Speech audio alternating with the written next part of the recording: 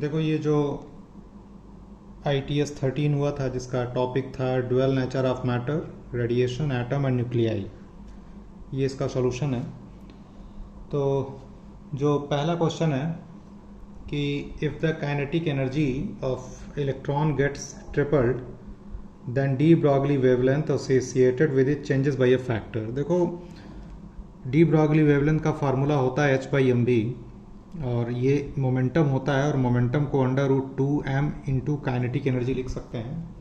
तो पहले λ1 हमने लिख लिया और बाद में काइनेटिक एनर्जी बोल रहा है कि ट्रिपल हो गया तो λ2 √2m/3 के हो जाएगा और दोनों का रेशियो लेंगे तो जो λ2 जो फाइनल वेवलेंथ आएगी वो λ1/√3 यानी 1/√3 टाइम्स ये चेंज हो जाएगा।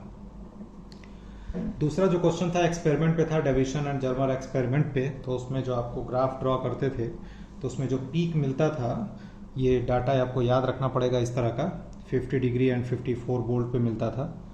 तो जितने भी तरह के एक्सपेरिमेंट्स हैं वो आप ज़रूर पढ़ा कीजिए और उसके जो इम्पोर्टेंट डाटा है वो याद कर लिया कीजिए। क्वेश्चन नंबर 3 में ये था कि what will be the number of photons emitted पर second by 25 watt source of monochromatic light of wavelength 6000 angstrom. देखो इसके लिए क्या करते हैं कि पहले आप एनर्जी ऑफ वन फोटॉन निकाल लीजिए, Sc/λ। Sc की वैल्यू 1240 इलेक्ट्रॉन वोल्ट नैनोमीटर और जो वेवलेंथ 6000 एंगस्ट्रॉम था उसको नैनोमीटर में चेंज कर लिया। E की वैल्यू आपको ये मिल जाएगी। तो 1240/600 और इंटू 1.6 10⁻⁻19 जूल में कन्वर्ट कर लिया। अब बोलता है कि जो वाट सोर्स का जो पावर है वो 25 वाट है, यानी और पर सेकंड पूछ रहा है कि पर सेकंड कितना फोटॉन इमिट होगा। तो आप यहाँ पर ये कर सकते हैं कि जो टोटल पावर जो एनर्जी एक सेकंड में कितनी एनर्जी मिली, 25 वाट का मतलब हुआ कि एक सेकंड में 25 जूल एनर्जी मिली। तो जो पावर है उसको आप एक फोटॉन की एनर्जी से डिवाइड कर दीजिए। तो पावर को एक फोटॉन की एनर्जी से डिवाइड कर देंगे तो नंबर ऑफ फोटॉन मिल जाएगा। क्वेश्चन नंबर 4 जो है इसमें ये बोला गया कि according to de Broglie the de Broglie wavelength for an electron in orbit of radius of orbit दिया हुआ है 5.3 10⁻11 मीटर और वेवलेंथ दिया है 10⁻10 मीटर। तो principal quantum number for this electron is. तो आपने डी ब्रॉगली का जो एक्सपेरिमेंट पढ़ा होगा थियोरी उसकी, तो उसमें आपको ये बताया गया होगा कि इस तरह के ये नोट्स बनते हैं। एनसीईआरटी में भी ये डायग्राम बना के समझाया है, ठीक है, ये होता था। तो इसका जो आता था कि 2πr जो टोटल पेरिफेरी होती है वो n के बराबर होती है। तो 2πr = n। तो n जो होता है प्रिंसिपल क्वांटम नंबर दिखाता है और वैल्यू रख के n की वैल्यू लगभग 3 के बराबर आएगी। क्वेश्चन नंबर 5 में ये दिया हुआ है कि proton and alpha particles are accelerated through same potential difference, the ratio of the de Broglie wavelength of proton to that of alpha. तो सेम पोटेंशियल डिफरेंस से एक्सेलरेट किया गया है तो λ बराबर h/√2m के लिखते हैं और काइनेटिक एनर्जी होता है Q इंटू पोटेंशियल डिफरेंस।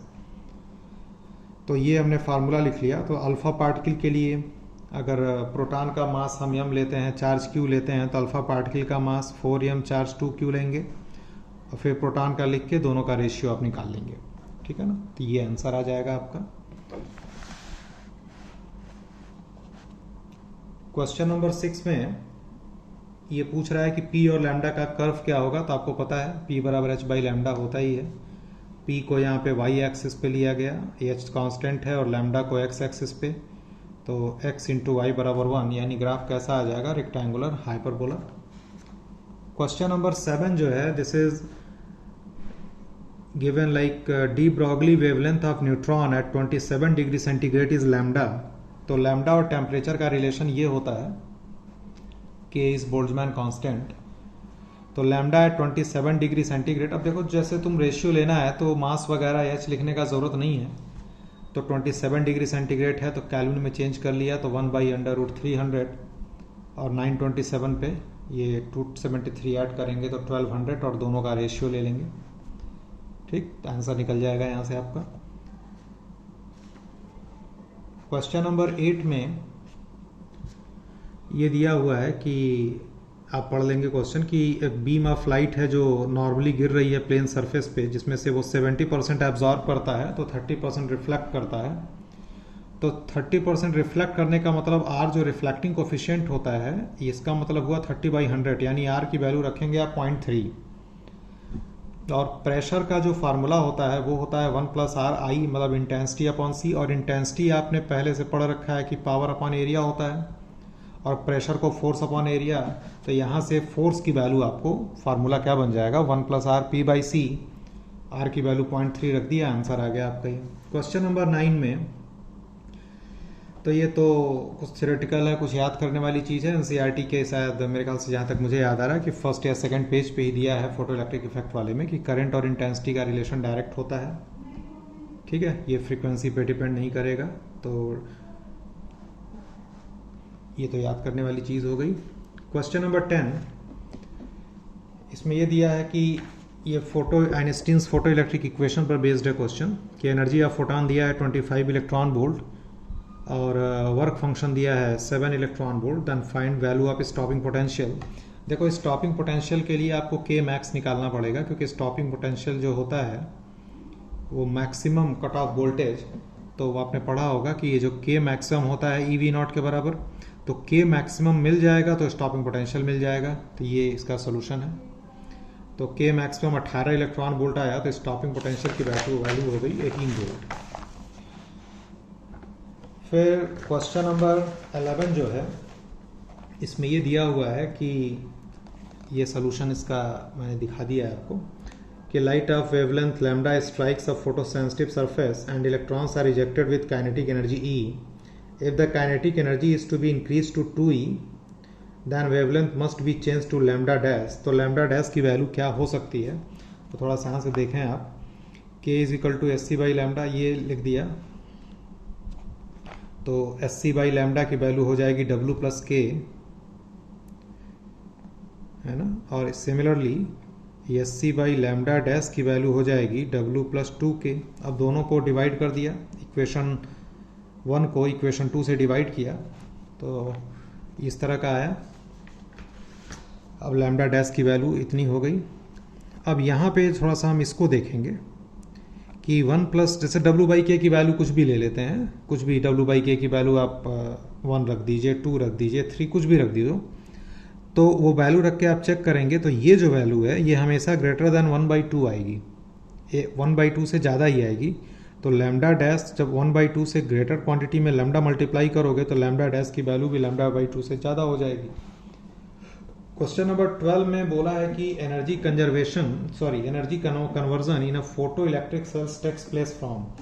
तो जैसे उसमें आपको पता है कि ये फोटोन गिरता है और फोटोन का मतलब लाइट वेव हुआ, तो लाइट और फिर इलेक्ट्रॉन निकलता है तो फोटो इलेक्ट्रिक करंट जनरेट होती है। यानी क्लियर है कि ऑप्टिकल एनर्जी को हम इलेक्ट्रिकल एनर्जी में कन्वर्ट कर रहे हैं। क्वेश्चन नंबर 13 जो था कि करेक्ट स्टेटमेंट चूज करना था, तो जब आप थ्योरी पढ़ते हैं तो ये पता है ना कि फोटो इलेक्ट्रिक इफेक्ट हमेशा फ्री इलेक्ट्रॉन की वजह से ही होता है। ठीक है, तो उसके सॉल्यूशन कोई ज़रूरत नहीं है। क्वेश्चन नंबर 14 देखिए आप, इसमें दिया है कि velocity of most energetic electrons emitted from metallic surface is doubled when the frequency of the incident radiation is doubled. मतलब जब फ्रीक्वेंसी डबल कर रहे हैं तो वेलोसिटी भी डबल हो जा रही है, तो वर्क फंक्शन पूछ रहा है। तो इसका एक इक्वेशन बनाएंगे आप। तो पहले फ्रीक्वेंसी न्यू थी तो h = W + K। Frequency double किया तो स्पीड डबल हो गई, और स्पीड डबल होने का मतलब काइनेटिक एनर्जी 4 टाइम्स हो जाएगा, ½ mv²। v की जगह 2 भी रखोगे तो 4K हो जाएगा। अब यहाँ पर आप W निकालना है वर्क फंक्शन, तो काइनेटिक एनर्जी को एलिमिनेट करो। तो यहाँ से K की वैल्यू या तो तुम सीधे 4 से मल्टीप्लाई कर दो इसमें और घटा दो। जैसे आप देखो 4 से मल्टीप्लाई किया तो ये हो गया, और इसको यहाँ लिख दिया और इसमें से ये वाला घटा दिया, तो यहाँ से आपको वर्क फंक्शन की वैल्यू मिल जाएगी।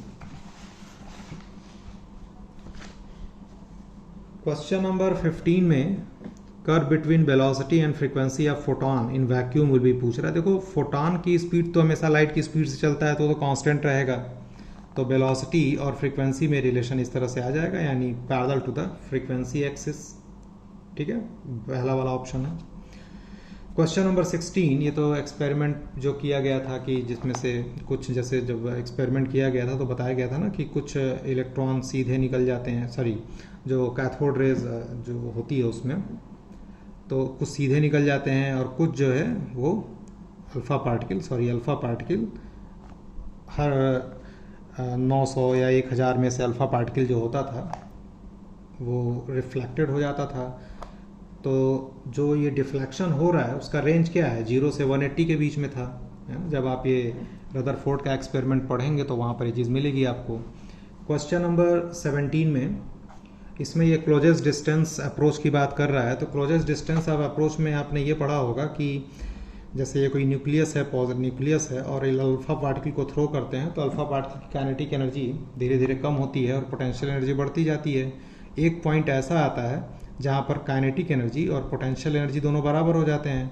तो ये जो दूरी होती है सेंटर से अल्फा पार्टिकल की, वही क्लोजेस्ट डिस्टेंस ऑफ अप्रोच होता है। तो वहाँ पर जो एनर्जी हम लिख सकते हैं, यानी पूरी की पूरी काइनेटिक एनर्जी जो है पोटेंशियल एनर्जी में कन्वर्ट हो चुकी है। तो ये फार्मूला लिखते हैं Q1 Q2/R, और जो न्यूक्लियस है गोल्ड का वो Ze है और अल्फा पार्टिकल का चार्ज 2e है।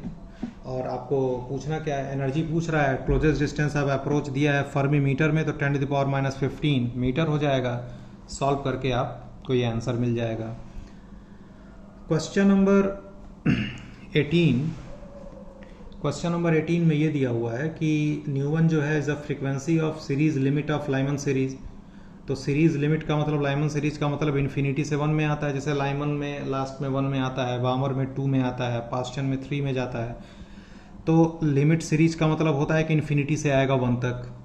फिर बोलता है कि and first line of Lyman series, तो 2 से 1 में आएगा, तो वो न्यू2 फ्रीक्वेंसी दिया हुआ है। और सीरीज लिमिट ऑफ बामर सीरीज का न्यू3 दे रहा है, तो ये आ जाएगा, ये बना लिया। तो यहाँ पर हम ऐसे लिखते हैं कि ये जो है इन दोनों को जोड़ के लिख सकते हैं इसकी एनर्जी। तो इसकी एनर्जी कितनी है, h⁴ = h⁴2 + h⁴3, ये रिलेशन आ जाएगा। ठीक है, यानी कि इसका पहला वाला ऑप्शन था। क्वेश्चन नंबर 19 में ये दिया है कि रिलेशन बिटवीन ऑर्बिट रेडियस, जैसे किसी ऑर्बिट के न्यूक्लियस के चारों तरफ इलेक्ट्रॉन जो घूमता है तो उसमें एक रिलेशन पूछ रहा है कि वेलोसिटी और रेडियस में क्या रिलेशन होगा। तो जैसे जब किसी न्यूक्लियस के चारों तरफ इलेक्ट्रॉन घूमता है तो उसको चाहिए सेंट्रीपिटल फोर्स। तो ये सेंट्रीपिटल फोर्स कौन देगा, जो दोनों के बीच का इलेक्ट्रोस्टैटिक फोर्स होगा। तो इलेक्ट्रोस्टैटिक फोर्स हो जाएगा Q1 Q2/R²। तो दोनों का चार्ज तो E के बराबर है यहाँ पे, तो ये और आपको रिलेशन मिल जाएगा यहाँ से। क्वेश्चन नंबर 21 में ये वेवलेंथ निकालने का फार्मूला आपको पता ही होगा कि इलेक्ट्रॉन बोल रहा है कि हाइड्रोजन एटम में जंप करता है n = 3 से n = 2 में, तो ये फार्मूला लिखेंगे हम। और RZ² होता है, चूंकि हाइड्रोजन एटम है तो Z की वैल्यू 1 रखेंगे, n की वैल्यू 2, n हमेशा m से ज़्यादा होता है, कम होता है, तो n की वैल्यू 2 और m की वैल्यू 3 रख के आपने ये वैल्यू निकाल लिया। तो 1/λ आ गया। चूंकि फ्रीक्वेंसी पूछ रहा है तो फ्रीक्वेंसी होता है c/λ, है ना? तो यहाँ पे c से मल्टीप्लाई कर दिया इधर और इधर, तो आपको आंसर मिल गया। क्वेश्चन नंबर 22 ये बोलता है कि λ1 and λ2 are the wavelength of the first member of the Lyman and Paschen. तो फर्स्ट मेंबर का मतलब लाइमन में कहाँ से कहाँ आएगा, 2 से 1, और पास्चन में कहाँ से कहाँ आएगा, 4 से 3। ठीक है, तो ये लाइमन वाला हमने वैल्यू रख दिया अभी जो ऊपर फार्मूला बताया था, और ये पास्चन वाला, दोनों का रेशियो आपने निकाल लिया। क्वेश्चन नंबर 23 में what is the kinetic energy and potential energy of electron in the first orbit of hydrogen atom. तो जो आपने पढ़ा था कि जो स्टेट्स होती हैं, तो जो ग्राउंड स्टेट में होता है तो ग्राउंड स्टेट में उसकी एनर्जी क्या होती है, -13.6। उसी को यहाँ ऑप्शन में 13.58 दिखा रहा है, मैंने 13.6 बोल रहा हूँ मैं, तो 13.58 ही मान लें। और वहाँ पर ये रिलेशन फॉलो करता है E = -K = U/2। E जो है total energy, K kinetic energy, U potential energy. तो यहाँ से आप करके आंसर निकाल सकते हैं काइनेटिक एनर्जी और पोटेंशियल एनर्जी। क्वेश्चन नंबर 24 जो बोहर मॉडल्स का जो है ये बोला है कि उसमें पहला ही ऑप्शन सही है कि एंगुलर मोमेंटम जो था उसमें इलेक्ट्रॉन क्वांटाइज्ड स्टेट वाला जो क्वेश्चन था, ठीक है ना, ये ऑप्शन सही हो जाएगा। तो उसको आप देख लेंगे, बोहर्स थ्योरी पढ़ लीजिएगा। क्वेश्चन नंबर 25, तो इसमें बोला कि ट्रिपली आयोनाइज्ड Be3+ है ना, ये ऐसे दिया हुआ है। तो बोलता है कि has the same orbital radius and the ground state of hydrogen, मतलब उसका ऑर्बिटल रेडियस सेम है किसी क्वांटम स्टेट में जो हाइड्रोजन का ग्राउंड स्टेट में है रेडियस। तो बी के लिए मैंने लिख दिया ये फार्मूला Rn = R0 n² और जेड बी इसका 4 होता है। और ग्राउंड स्टेट में, हाइड्रोजन के ग्राउंड स्टेट में वैल्यू R0 होती है, R0 को बोलते हैं बोर्स रेडियस। ये दोनों बराबर है ना। तो ये तो हाइड्रोजन वाले का है और ये मैंने लिखा था किसका, बेरिलियम का। तो Rn = R1, तो ये वैल्यू रख के आप सॉल्व करेंगे तो n की वैल्यू 2 आ जाएगी। क्वेश्चन नंबर 26 में ये बोल रहा है कि इलेक्ट्रॉन हाइड्रोजन के ग्राउंड स्टेट में रिवॉल्व कर रहा है, रेडियस r है, तो orbital magnetic dipole moment of the electron, तो मैग्नेटिक डाइपोल मोमेंट होता है करंट इंटू एरिया। करंट को आप लिखते हैं Q/T, एरिया मतलब πr², ये मैंने लिख दिया। Q रहने दिया, Q की जगह पर E रख दिया और T की जगह पर 2πr/v होता है। T कितना होता है, 2πr/v, वो यहाँ पे रखा तो ये आ गया मैग्नेटिक। और V और R की वैल्यू, तो R का फार्मूला होता है ना n²h²ε0/πmze², V की वैल्यू e²/2h∈0z/n, वो आप यहाँ पे रख लीजिए, यहाँ पे रख लीजिएगा E, V और R की वैल्यू, आंसर आ जाएगा। क्वेश्चन नंबर 27 में फिर से वही सवाल कि n = 2 से n = 4 में, तो सेम फार्मूला आपको पहले बता चुके हैं, वेवलेंथ पूछ रहा है, हो जाएगा 1/λr 1/n² - 1/m²।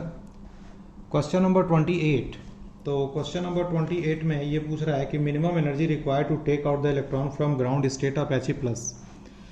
तो जैसे He+ का जो ग्राउंड स्टेट है और मिनिमम एनर्जी मतलब इन्फिनिटी तक ले जाना है, तो यहाँ की एनर्जी तो 0 होती है और यहाँ की एनर्जी आपने फार्मूला पढ़ा हुआ है, इन्फिनिटी 0 और E1 की वैल्यू -13.6 Z²/n²। हीलियम के लिए Z की वैल्यू 2 होती है, ये रख दिया और दोनों का डिफरेंस ले लिया। क्वेश्चन नंबर 29 में ये बोला है कि velocity of N electron in the second orbit of second sodium atom is v, velocity of N electron in the fifth orbit. तो वेलोसिटी का फार्मूला ये होता है c मतलब speed of light, c/137 Z/n। तो आप देख रहे हो कि v जो है वो n के इनवर्सली प्रोपोर्शनल है, तो ये फार्मूला बन गया। तो n = 2 में स्पीड v है, तो n = 5 में स्पीड v2 की वैल्यू आ गई।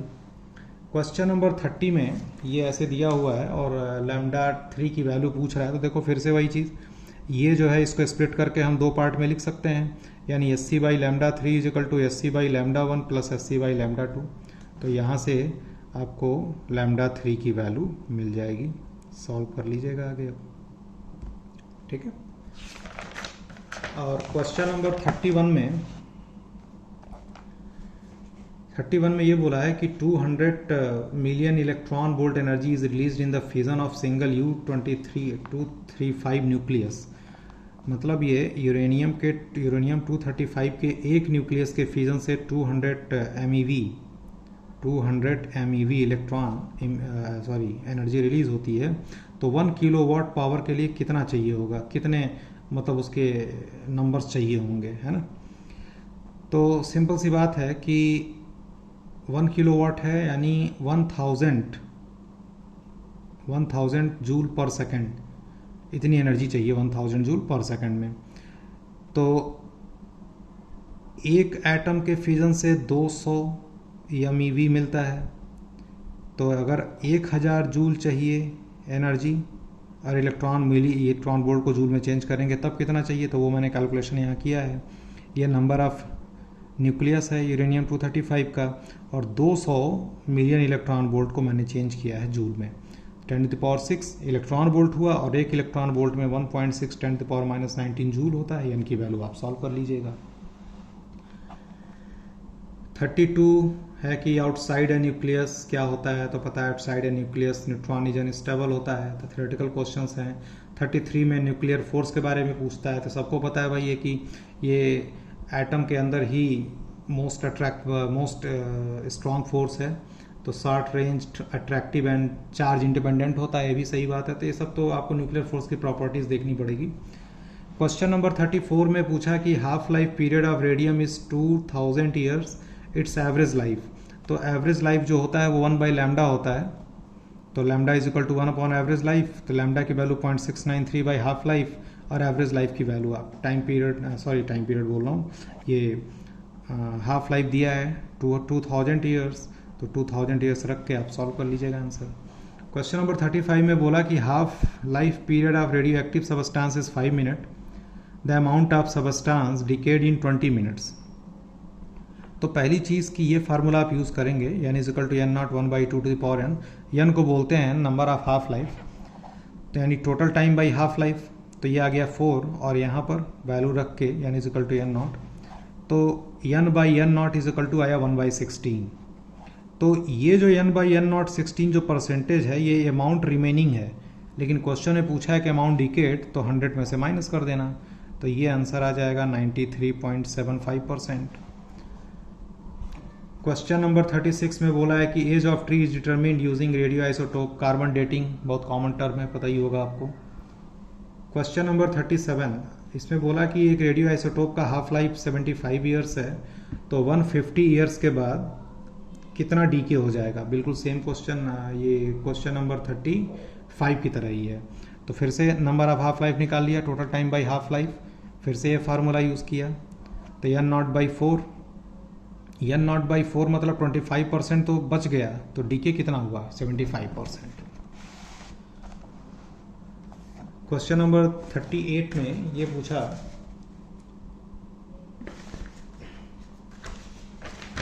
क्वेश्चन नंबर 38 में ये है कि 3/4 ऑफ द एक्टिव डीकेज, बिल्कुल वही पीछे की तरह ही सवाल है ना, तो रिमेनिंग निकाल लिया, आप क्वेश्चन पढ़ लेंगे 38 कि 3/4 of the active decays in the radio active sample is 3/4 second. तो हाफ लाइफ देखो यहाँ पे टोटल टाइम दे रखा है और हाफ लाइफ बताना है, यानी तुम्हें स्मॉल एन की वैल्यू चाहिए नंबर ऑफ हाफ लाइफ की, तो रिमेनिंग कितना हुआ 1/4, डीके का दिया है ना, 3/4 एक्टिव डीकेज हो जाता है, तो रिमेनिंग कितना है 1/4, यानी एन बाई एन नॉट की वैल्यू 1/4, तो स्मॉल एन की वैल्यू 2 आ गई, और total time by half life करके आपको हाफ लाइफ की वैल्यू आ जाएगी 3/8 सेकेंड। क्वेश्चन नंबर 39 में पूछा है कि 1 क्यूरी की वैल्यू क्या होती है। जैसे रेडियो एक्टिव डीके का जो यूनिट होता है क्यूरी होता है, रदरफोर्ड होता है, बैकुरल होता है, तो इन सबकी आपको वैल्यूज याद रखनी पड़ेंगी। वैसे 1 क्यूरी का 3.7 10⁻10 डिसइंटीग्रेशन पर सेकेंड होता है। क्वेश्चन नंबर 40 जो है थोड़ा सा लेंदी क्वेश्चन कह सकते हैं कि दो न्यूक्लियाई पी और क्यू दिया है और इनिशियली टी बराबर 0 पर दोनों का जो न्यूक्लियाई है वो सेम है, इनिशियल न्यूक्लियाई सेम है। पी का हाफ लाइफ 3 आवर्स है, क्यू का 9 आवर्स है, तो बोलता है कि 18 घंटे के बाद कितना दोनों का जो एक्टिविटी होगी क्या रेशियो होगा। तो एक्टिविटी बेटा होता है लैम्डा इंटू एन, है ना, तो लैम्डा तो मान लो कि भाई हाफ लाइफ दोनों का पता है, तो वो तो हमें मिल जाएगा। हाफ लाइफ इसका मान लो हाफ लाइफ T1 है, ये 3 आवर्स को मान लो T1 है, और ये क्या मान लो T2 है। अब हमको चाहिए कि उस टाइम पर 18 घंटे के बाद कितना सैंपल रिमेनिंग है ना, वो हमें निकाल लेंगे तो आंसर आ जाएगा। तो देखो फार्मूला कैसे, तो इसके लिए देखो टोटल जो हाफ लाइफ है, नंबर ऑफ हाफ लाइफ वो 6 होगा 18/3, इसका होगा 18/9 2। तो पहले वाले P के लिए N1 की वैल्यू निकाल लो, कितना सैंपल रिमेनिंग है, तो N1 N0 1/2 to the power 6, N2 N0 1/2 to the power 2, दोनों का रेशियो निकाल लिया हमने, ये आ गया, ठीक है ना।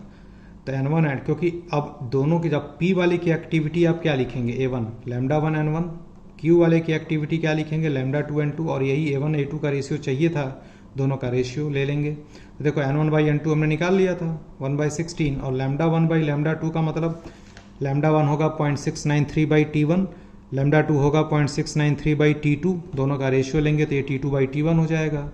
यहाँ पे T2 की वैल्यू 9, T1 की वैल्यू 3, ये रख के हम सॉल्व कर लेंगे आंसर। क्वेश्चन नंबर 41, आपको जैसे एक्टिविटी के बारे में बताया गया A बराबर लैम्डा 1, तो क्वेश्चन ने पूछा है कि A और N का ग्राफ कैसा आएगा। तो A और N का ग्राफ देखो, A को y एक्सिस पे, N को x एक्सिस पे, ये लैम्डा m की जो y बराबर mx यानी straight line passing through origin हो गया। और ये tan थीटा स्लोप की बात करें, अगर ये tan थीटा करके हम ग्रेडियंट निकालते हैं तो वैल्यू किसके बराबर हो जाएगी, लैम्डा के बराबर। तो ऐसे भी क्वेश्चन आ सकता है कि A और N का ग्राफ देके तुमसे पूछ सकता था कि हाफ लाइफ बताओ, तो A और N से आप tan थीटा निकालेंगे, tan थीटा लैम्डा, और लैम्डा कितना होता है 0.693 by half life. Question number 43 में देखो, जैसे कोई सबस्टांस है और उसका दो प्रोसीजर से डीके हो रहा है ना, फर्स्ट प्रोसेस और सेकंड प्रोसेस दोनों साइमल्टेनियसली हो रहा हो, ठीक है ना। तो इसका एक का हाफ लाइफ T1 है, दूसरे का हाफ लाइफ T2 है, तो पूछता है कि ओवरऑल इफेक्टिव हाफ लाइफ क्या होगा। तो इसका तरीका ये होता है कि इसका जो disintegration constant lambda is equal to lambda 1 plus lambda 2, जैसे मान लो इसका लैम्डा 1 है, इसका लैम्डा 2, तो लैम्डा बराबर lambda 1 plus lambda 2, effective lambda बराबर दोनों प्रोसेस का अलग अलग लैम्डा ऐड कर देते हैं और फिर लैम्डा का फार्मूला लिख देंगे। तो 0.693 बाई हाफ इफेक्टिव लाइफ, जो हाफ लाइफ जो इफेक्टिव आएगा, और 0.693 बाई T1 दिख रहा होगा आपको, तो ये 0.693 कट गया और आंसर क्या आ गया, 1 by T is equal to 1 by T1 plus 1 by T2। Question number 43 में जैसे पेनिट्रेटिंग पावर होता है, तो अल्फा बीटा गामा की जब प्रॉपर्टी आप पढ़ेंगे तो आपको पता होगा कि सबसे ज़्यादा पेनिट्रेटिंग पावर गामा का होता है, फिर बीटा, उसके बाद अल्फा का सबसे कम होता है, ठीक है ना। इंक्रीजिंग ऑर्डर में पूछा था, तो यानी अल्फा बीटा गामा आ जाएगा। क्वेश्चन नंबर 44, जैसे आपको पता है कि अल्फा पार्ट जब अल्फा डी के होता है तो मास नंबर में 4 की कमी आती है और एटॉमिक नंबर में 2 की कमी आती है।